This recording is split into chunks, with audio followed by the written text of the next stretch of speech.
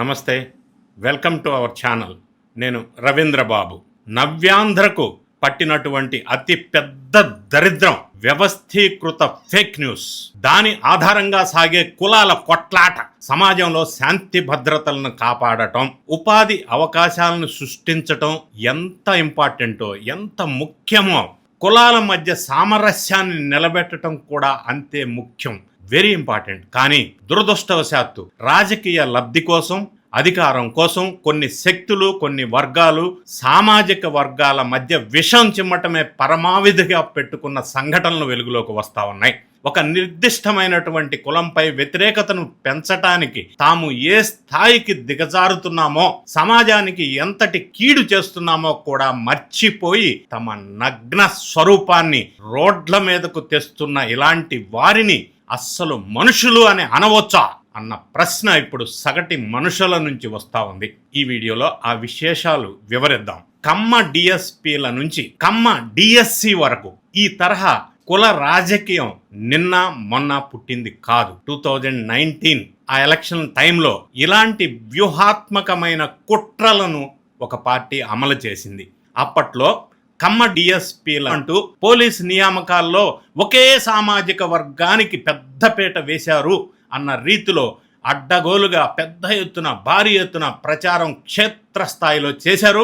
అది వాళ్ళకి కొంత వర్కౌట్ అయ్యి ఉండి ఉండవచ్చు. వాస్తవాలతో సంబంధం లేకుండా కేవలం సెంటిమెంట్ని రగిల్చి రాజకీయంగా లబ్ధి పొందాలి అని చూశారు. సరిగ్గా దురదృష్టవశాత్తు ఇప్పుడు ఇదే ఫార్ములాని మళ్ళీ తెరపైకి తీసుకొచ్చారు వైఎస్ఆర్సీపీ శ్రేణులు. డిఎస్సి స్పోర్ట్స్ కోటా పోస్టులన్నీ ఒకే కులానికి కట్టబెట్టారు అంటూ సదరు శక్తులు సోషల్ మీడియా వేదికగా విష ప్రసారాన్ని ప్రారంభించారు. భారీ ఎత్తున సోషల్ మీడియాలో ట్రోల్ అవుతా ఉంది. వాస్తవం ఏంటంటే మొత్తం 382 పోస్టుల్లో ఆ కమ్మ సామాజిక వర్గానికి వచ్చింది కేవలం 9 పోస్టులు మాత్రమే. డీటెయిల్స్ ఒక్కసారి మీరు కూడా గమనించాలా, నిజాలు తెలుసుకోవాలా. వైఎస్ఆర్సీపీ లాంటి దుష్ప్రచారాలని నమ్మవద్దు. కొంతమంది మేధావులుగా, జర్నలిస్టుగా చెప్పుకుంటూ డిఎస్సి 2025 స్పోర్ట్స్ కోటా ఉద్యోగాలన్నీ ఒకే సామాజిక వర్గానికి కట్టపెట్టారు అని ఒక మీడియా ఛానల్లో ఒక రిటైర్డ్ ఐఏఎస్ ద్వారా చెప్పించారు, దుష్ప్రచారం చేపించారు. కానీ వాస్తవాలు ఒక్కసారి మనం చూసినట్టయితే ఓసీ కేటగిరీలో స్పోర్ట్స్ కోటా కింద 42 సీట్లు. అందులో వివరాలు ఎవరెవరికి ఎన్నొచ్చినాయో చూసినట్టయితే కాపు 16, రెడ్డి 10, కమ్మ 9, వైశ్య 2, క్షత్రియ 2, బ్రాహ్మణ 2, ముస్లిం 1. ఇవి అలాట్మెంట్ అయింది ఫైనల్గా ఆయా కులాలకి వచ్చినటువంటి ఉద్యోగాలు. పక్కా ఆధారాలు బయటపడటంతో ఈ డిఎస్సి ప్రచారం కూడా పక్కా ఫేక్ అని చెప్పి ఇప్పుడు ప్రజలకి తెలియవచ్చింది. బురద జల్లితే, వివరణ ఇస్తే సరిపోతుందా అనేది ఇప్పుడు ప్రశ్న.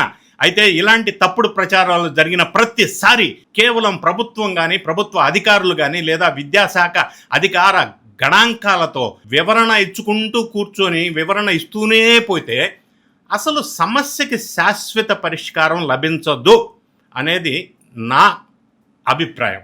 నిజాయితీగా కష్టపడి మెరిట్ సాధించిన అభ్యర్థుల ప్రతిభకు కులం రంగు పూసి వారిని మానసిక క్షోభకు గురిచేసే హక్కు ఎవరికి ఉంది? ఎవరికీ లేదు. తప్పుడు లెక్కలతో, నిరాధారణమైన ఆరోపణలతో సమాజంలో కులాల మధ్య చిచ్చు పెట్టే ప్రయత్నం చేస్తే అది వారికి చట్ట ప్రకారం తగిన శాస్తి జరగాలి ఇలా చేసిన వారికి. అప్పుడే భవిష్యత్తులో ఇలాంటి నీచమైన నెరేటివ్స్ సోషల్ మీడియా వేదికగా ప్రచారం చేయడానికి వెనకాడతారు. నా ఇంకొక పాయింట్ ఏంటంటే కులాల మధ్య చిచ్చు పెట్టే స్వేచ్ఛ ఎవరికీ లేదు. వాక్ స్వాతంత్రం గురించి మాట్లాడుతున్నారు. ప్రజాస్వామ్యంలో ప్రశ్నించే హక్కు, విమర్శించే స్వేచ్ఛ రాజ్యాంగం ప్రతి పౌరుడికి కల్పించింది. కానీ ఆ స్వేచ్ఛను సమాజంలో అలజడి రేపేందుకు, గొడవలు సృష్టించేందుకు, కులాల మధ్య విద్వేషాలు సృష్టించేందుకు, వర్గాల మధ్య విభేదాలు సృష్టించేందుకు వాడుకుంటే మాత్రం అది ఊరుకోకూడదు అనేది అభిప్రాయం. ఈ విషయంలో చట్టాలని అమలు చేసేటప్పుడు ఎలాంటి మొహమాటాలకు, పక్షపాతాలకు, ఐఏఎస్ఆ ఐపీఎస్ఆ అనే విభేదాలకు తావు ఉండకూడదు. ఆరోపణలు చేసిన వ్యక్తి వెనక ఉన్నటువంటి బ్యాక్గ్రౌండ్ ఏదైనా సరే, ఆయన రిటైర్డ్ ఐఏఎస్ కావచ్చు, జర్నలిస్ట్ కావచ్చు, ఎవరైనా కావచ్చు, మాజీ మంత్రి కావచ్చు, అటువంటి వాటిని పరిగణలోకి తీసుకోకూడదు. చట్టం ముందు అందరూ సమానంలో అయినప్పుడు సమాజ హితాన్ని కాపాడటం కోసం ఇలాంటి ప్రచారాల వెనక ఉన్నటువంటి ప్రతి ఒక్కరిని ప్రశ్నించటం ప్రభుత్వం తక్షణ కర్తవ్యం. ఇటువంటి మళ్ళీ రిపీట్ కాకుండా చేయాల్సిన బాధ్యత ప్రభుత్వం మీద ఉంది. ఆంధ్రప్రదేశ్ వంటి ప్రగతిశీల రాష్ట్రం పారిశ్రామికంగా ఆర్థికంగా ముందుకు దూసుకుపోవాలి అని అంటే సామాజిక స్థిరత్వం అనేది అత్యంత అవసరం. పెట్టుబడులు రావాలన్నా, యువతకు ఉపాధి ఉద్యోగ అవకాశాలు లభించాలన్నా ఏ రాష్ట్రంలోనైనా ప్రశాంతమైనటువంటి వాతావరణం ఉండాలి అనేది ప్రైమరీ ప్రిన్సిపల్. కులాల పేరుతో సమాజంలో చిచ్చు పెట్టేటువంటి సూత్రధారులను కఠినంగా శిక్షించినప్పుడే ఆంధ్రప్రదేశ్ రాజకీయాలకు పట్టినటువంటి ఈ కులాల కొట్లాట అనే దరిద్రం వదిలిపోతుంది. ఈ విధంగా చిచ్చు పెట్టడం, keeping in view of the larger interest of the development of the Andhra Pradesh state తక్షణమే అరికట్టవలసిన బాధ్యత ఉంది అనేది నా అభిప్రాయం. మరి ఈ వీడియో చూసిన తర్వాత మీ కామెంట్ ఏంటి? కామెంట్ రూపంలో తెలియజేయటం మర్చిపోవద్దు. ఎందుకంటే నేను ఈ ఒక్క పాయింట్ కాదు చూస్తూ ఉంది, ఇలాంటి చిచ్చు పెట్టడం వల్ల ఆంధ్రప్రదేశ్ రాష్ట్ర అభివృద్ధి కుంటుపడుతుంది. అభివృద్ధి కుంటుపడితే ప్రజల మీద దాని ప్రభావం పడుతుంది. అప్పుడు రాష్ట్ర డెవలప్మెంట్కి కూడా ఇబ్బందికరమైన పరిస్థితి ఏర్పడే అవకాశం ఉంది.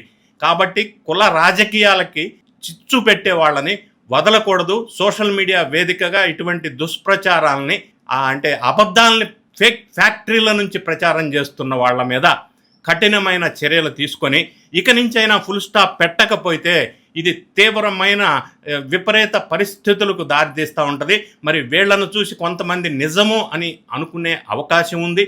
లేదా వీళ్ళని విడిచిపెడితే ఇంకా కొంతమంది ఇలాగే పెట్టరేగిపోతే రాష్ట్రానికి డెవలప్మెంట్కి అభ్యంతరకరమైన ఇబ్బందికరమైన పరిస్థితి ఏర్పడే అవకాశం ఉంది అనేదే నా ఆవేదన. మీరేమనుకుంటున్నారు? మీ కామెంట్ని కామెంట్ రూపంలో తెలియజేయండి. ఈ వీడియో కనుక నచ్చినట్టయితే, కులాల మధ్య చిచ్చు పెట్టకూడదు అని మీరు భావించినట్టయితే ఈ వీడియోని మీ ఫ్రెండ్స్కి షేర్ చేయండి. నచ్చినట్టయితే లైక్ బటన్ నొక్కండి. Thank you so much for watching.